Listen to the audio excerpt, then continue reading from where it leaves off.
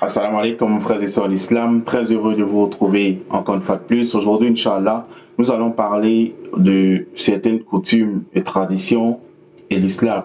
Parce que généralement, en Afrique, on a tendance à confondre nos coutumes, nos traditions à la religion.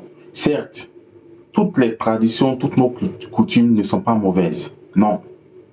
Mais lorsque ces coutumes-là ou ces traditions-là vont en contradiction avec la parole d'Allah, en ce moment-là, on est forcé d'abandonner ces pratiques-là au profit de la religion. Parce que la religion, la parole d'Allah prime sur toute autre parole ou sur toute autre tradition.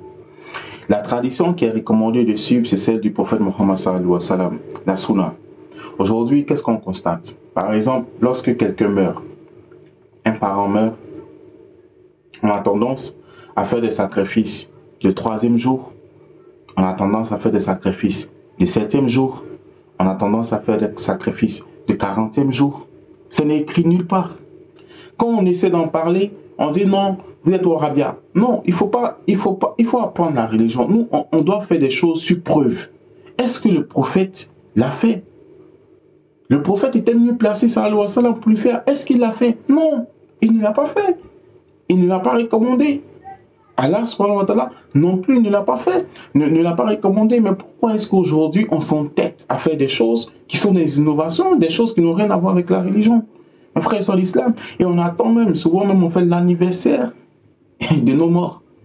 Subhanallah. On dit les morts un 1er janvier. Donc chaque 1er janvier on se retrouve, on fait lecture du Coran, on fait sacrifice. Non, c'est écrit nulle part. T'es mort, nous morts. On doit prier pour eux tous les jours qu'on prie. Tous les jours. Les 5 prières qu'on fait, après les 5 prières, on doit faire doigt pour eux. On doit prier pour eux, pour que Allah leur pardonne. On n'attend pas le 3e, 7e, 40e ou un an après pour prier pour eux, pour nous rappeler d'eux. Non, on doit penser à eux à tout moment. Prier pour eux. Malheureusement, on a perdu ces valeurs-là. Malheureusement. Et on s'est fait embobiner et on suit des gens qui sont eux-mêmes perdus par leur propre passion, leur envie de l'argent, parce que quand il y a les cérémonies de 3e, 7e, 40e jour, qui se frottent les mains? Ce sont nos imams, ce sont nos kanamaras, nos ustaz, c'est eux. Non, ils ne veulent pas qu'on en parle, mais c'est une réalité. C'est une réalité, il faut qu'on en parle. On ne va pas faire des choses qui ne sont pas dans la religion. Quand on veut suivre la religion, on suit la religion à part entière. Donc, mes frères sont en islam, arrêtons de dire non, ça, c'est des Wahhabias, c'est comme ça. Non, ce n'est pas une question de Wahhabias. Et moi, je rappelle, je ne suis pas un Wahhabia. Soit tu es musulman, tu n'es pas musulman. Mais les groupes de l'islam, ça n'existe pas dans le Coran. Allah il parle dans le Coran aux croyants, aux musulmans. Point. Il n'a pas parlé de Wahhabias, de Tidjani, de ceci, de cela. Non. Et ça, il faut que ça soit clair. Donc, mes frères sont en islam, il faudrait qu'on apprenne. On apprenne la sunna du prophète Mohammed sallallahu alayhi wa sallam. On ne va jamais devenir de bons croyants si on ne suit pas la sunna. D'ailleurs, Allah dit dans le Coran, il dit, vous qui dites, vous les musulmans, si vous aimez vraiment Allah, suivez-moi le prophète. Allah va vous aimer et Allah va vous pardonner vos fautes et vos péchés. Subhanallah. Mais pourquoi nous on ne suit pas le prophète? Aujourd'hui, non, je suis mon cheikh, je suis mon oustaz.